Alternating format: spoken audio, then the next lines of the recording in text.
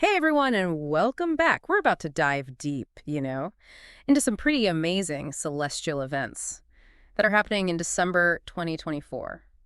Just imagine uh, a sky illuminated by like a brilliant full moon. It's the longest night of the year. And to top it off, there's a meteor shower streaking across the backdrop. Pretty cool, huh? Oh, yeah. Definitely sounds exciting.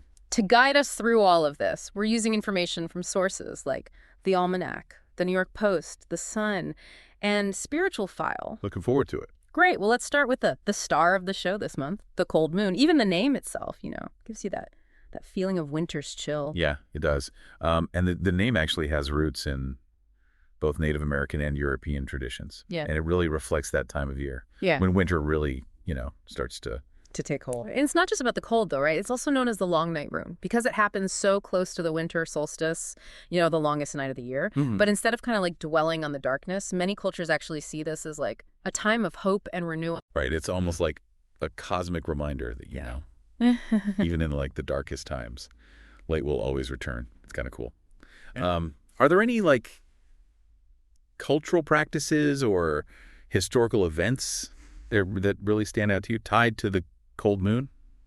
Yeah, actually, there are a few things that Spiritual File highlights. It seems that a lot of cultures celebrate the cold moon with festivals and rituals that focus on like introspection and letting go of the old to make way for the new. It's really interesting, that blend of astronomy and cultural significance. Yeah, it is. It really is. And it makes you think about, our ancestors gazing up at that same moon. Yeah. And finding solace and inspiration in it. It really gives you that sense of connection, doesn't it? So this year's cold moon peaks on Sunday, December 15th, 2024, at 4:02 a.m. Eastern Standard Time, but it'll appear full for a few nights around then, too, and it's going to be brighter and it'll hang around longer than usual. Oh, that's right. December's full moon, it climbs higher. Yeah. And it stays visible longer because of its position in the sky. So it creates like a more dramatic spectacle. It's like we're getting a supersized moon experience. So I'm wondering, does this have any implications from an astrological perspective? Because, this cold moon falls into the sign of Gemini. Yeah, it does. And that adds another layer of intrigue, doesn't it? Because Gemini's, it's all about communication, intellect, and adaptability. So we might feel, more drawn to introspection and knowledge-seeking and connecting with others. These things could get interesting with all the Gemini energy. But I've heard that Mercury is in retrograde during this time, which is supposed to like disrupt communication and maybe even cause a little bit of chaos. What do you think about that? Well, I wouldn't advocate making any major life decisions solely based on, Mercury retrograde.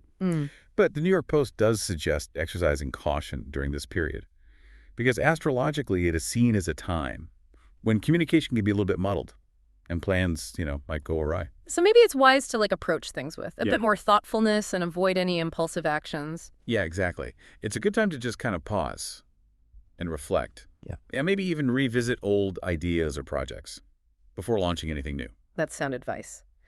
But the cold moon isn't the only celestial event worth watching in December. The Sun mentioned something about Jupiter being in opposition. Can you explain what that means? Yeah, Jupiter is going to reach opposition on December 7th. And that means it'll be directly opposite the Sun from our viewpoint here on Earth. And this alignment, it makes Jupiter appear exceptionally bright and visible throughout the night. So it's not just that Jupiter is closer to Earth then. It's the way the sunlight reflects off of it during opposition that makes it appear brighter. That's a great observation. The way the sunlight hits Jupiter during opposition really enhances its visibility, making it a prime target for sky watchers. That makes sense. So we've got the cold moon potentially amped up by its position in the sky and Jupiter putting on a brilliant display. So that's two major sky watching events right there. What about the Geminids meteor shower? The Almanac mentioned it peaks around December 13th and 14th. Yeah. The Geminids meteor shower is known for its vibrant, bright meteors. It's really beautiful to see. But unfortunately, the full moon's brightness might wash out some of the fainter meteors this year. Oh, that's a bummer. I was hoping for a dazzling meteor shower display. I know it's a bit of a cosmic trade-off, but hey, you never know. We might still catch a few bright streaks against that moonlit sky. Fingers crossed. So we've got the cold moon. We've got Jupiter in opposition. Are there any other celestial run-ins we should mark on our calendars for December? Those are actually the main highlights for December. It's going to be a fantastic month for sky watching, though, even with, the full moon's potential interference. Yeah. With the meteor shower. Okay, so two main events to focus on. Now, for those of us who might not be expert astronomers, do you have any tips for making the most of these December sky watching opportunities? Yeah, of course. First, you want to consider your location. The less light pollution you have, the better. If Right. you can head out of the city to a spot with a wide open view of the sky, it makes a big difference. That makes sense. Anywhere in particular we should be looking? Well, for the cold moon, focus on the eastern horizon, shortly after sunset. That's where it'll begin its ascent into the night sky.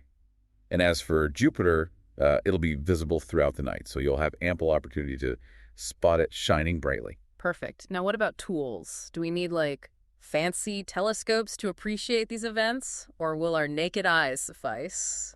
Both the cold moon and Jupiter will be visible to the naked eye. But if you want to get a closer look at the moon's craters, or Jupiter's moons, binoculars or a telescope would definitely enhance the experience. Good to know. So we've got our location, we've got our viewing times, and some optional tools for a closer look. Anything else we should keep in mind? Yeah. December nights can get pretty chilly, so make sure you dress warmly, layers, hats, gloves, warm socks, the whole works. Good point. No one wants to cut their stargazing adventure short Nah. because they're freezing. Exactly. And always check the local weather forecast before you head out. Clear skies are essential for optimal viewing. Safety first, stargazing second. I think we've covered all the essential practical tips for observing these celestial events. But now I'm kind of intrigued by something you mentioned earlier, the cultural and spiritual significance associated with this time of year, especially with the cold moon coinciding with the winter solstice. Yeah, Are you ready to dive a bit deeper into that? absolutely. Ready when you are. All right, let's shift our focus from the practical to the symbolic and learn a bit more about how different cultures viewed and celebrated this special time of year. You know, it's amazing to think that for centuries, people have been looking up at the same cold moon Yeah. and imbuing it with, like, their own interpretations and traditions. It makes you wonder how these celestial events shaped their understanding of the world. Yeah, it's a captivating thought. Imagine a time before, electric lights, when the night sky was a dominant presence. The cycles of the moon and stars would held, immense significance for them, shaping their daily lives and their cultural practices. I can only imagine. What specific examples come to mind when you think about how the cold moon and the winter solstice were viewed by different cultures? Well, Spiritual File mentions that. For many indigenous cultures in the Northern Hemisphere, the winter solstice marked a turning point, a time of rebirth and renewal. Mm. And the cold moon occurring near this pivotal point often symbolized hope amidst the darkness. Oh, that's really interesting. It resonates with the idea we discussed earlier that light always returns, even after the longest night. Exactly. It's a powerful metaphor found in many cultures.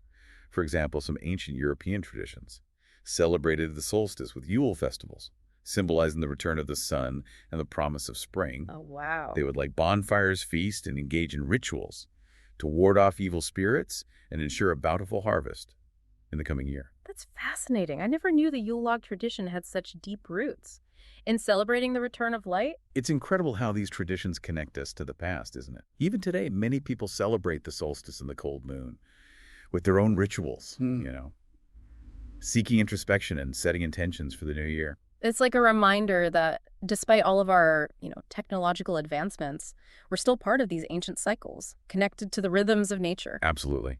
And that connection extends beyond just human experience. Yeah. The winter solstice marks a specific point in Earth's journey around the sun, a celestial dance that has been happening for billions of years. It really puts things into perspective, doesn't it? Our everyday worries seem so small when you consider the vastness of the cosmos and the intricate dance of celestial objects. It does, looking up at the cold moon, knowing that countless generations before us have witnessed that same spectacle. It evokes a sense of wonder and connection to something much larger than ourselves. Speaking of feeling small, I've always been curious about those moon illusions.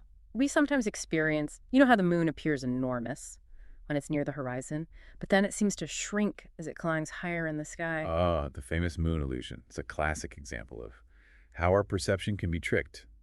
Even though the moon's size doesn't actually change, our brains interpret it differently, depending on its position in the sky. So why does it look so much larger when it's near the horizon? Well, there's no, definitive answer. But one theory suggests that our brains compare the moon to familiar objects on the horizon, like trees or buildings, making it seem larger in relation to those objects. But when it's high in the sky, With no reference points, it appears smaller. Wow, that's fascinating. Our brains are playing tricks on us, making the moon appear to grow and shrink. Exactly. It's a reminder that our perception of reality isn't always accurate, especially when it comes to, celestial objects. Yeah, that's a great point. Makes you wonder what other cosmic illusions we might be experiencing without even realizing it. But back to December's cold moon. It sounds like we might get like a double dose of that illusion, considering it'll be brighter and linger in the sky longer than usual. You're right. That combination could create a truly impressive visual effect. Definitely something to look forward to. And let's not forget Jupiter in opposition, shining like a beacon throughout the month. Yeah, it's almost as if the universe is putting on a grand celestial show for us as we approach the end of the year. It's a reminder to step outside, look up and connect with the wonders of the cosmos. But before we get lost in the starry night, maybe we should recap what we've learned about this December's celestial highlights. Okay, so let's recap everything we've learned about these celestial highlights for December 2024. It's going to be a busy month. It is going to be a busy month. We've got two main events to look out for. First, the cold moon reaches peak fullness on Sunday, December 15th. At 4:802 a.m. Eastern Standard Time. And remember, it's going to be brighter and visible for longer this month because of its unique position in the sky. Right, it's like a bonus round of moon gazing. Mm. And then we also can't forget the astrological side of things. This cold moon falls under the sign of Gemini, which is all about, communication, intellect, and adaptability. Exactly. So we might be feeling, drawn towards introspection and maybe a thirst for knowledge. But as we discussed earlier, Mercury is in retrograde during this period, so best to proceed with some caution, especially when it comes to communication and, make any big decisions. So think before you speak and maybe hold off on those impulsive online shopping sprees. Exactly. Now, the second big event is Jupiter reaching opposition on December 7th. This is when Jupiter will be directly opposite the sun from our perspective here on Earth, and it's going to make it exceptionally bright and visible throughout the night. So Jupiter is stepping into the spotlight, ready for its close-up. And if you want to fully immerse yourself in this experience, it sounds like getting out of the city, to minimize light pollution is key. Absolutely. The darker the sky, the more brilliant these objects will appear. And for those who want to take an even closer look, binoculars or a telescope can reveal some amazing details, like the moon's craters and Jupiter's moons. It's always good to have options. But before we all rush out for a night of stargazing, let's not forget the practical things. December nights can be pretty cold. They can. Layering up is essential. Don't forget the hats and gloves and warm socks. Right, safety and comfort first. Stargazing second. I think we've covered it all. The when, the where, and the how of observing these December celestial events. But I keep thinking back to what we talked about before, about the cultural and spiritual significance tied to the cold moon and the winter solstice. Right, and it really adds another dimension to our understanding of these events because for many cultures, the winter solstice and the cold moon weren't just astronomical occurrences. They were times for reflection and celebration and renewal. They often symbolized the triumph of light over darkness and the promise of new beginnings. It's a nice thought that even in the darkest times, there's always hope on the horizon. It is. And I think that's a powerful message for us all, especially as we head into a new year. These celestial events offer us a chance to connect with something bigger than ourselves, to think about our place in this vast universe, and to find inspiration in the cycles of nature that have been going on for millennia. It's a beautiful thought. So as you gaze up at the cold moon this December, let it spark your curiosity. Explore the myths and traditions associated with it. Think about how it's influenced cultures throughout history, and let it inspire your own personal reflections as we enter a new year. Keep looking up, keep exploring, and keep asking questions. Who knows what other celestial wonders await our discovery? Well, until next time, happy stargazing, everyone. Today is your lucky day. Today is the day that our $3 website works for you, paying you directly to your PayPal daily. Imagine $3 ongoing continuous payments to your PayPal account. Imagine falling asleep and waking up to $300 in your PayPal account. How would this make you feel? How could this help you? What bills could you pay? What kind of fun could you have? What does that retirement look like now? All for a one-time payment of $3. This website is DFY done for you, fully built and completely hosted, and never stops collecting payments for you. You have spent $3 on coffee on a regular, but that coffee won't help you create multiple streams of income. Click the link below.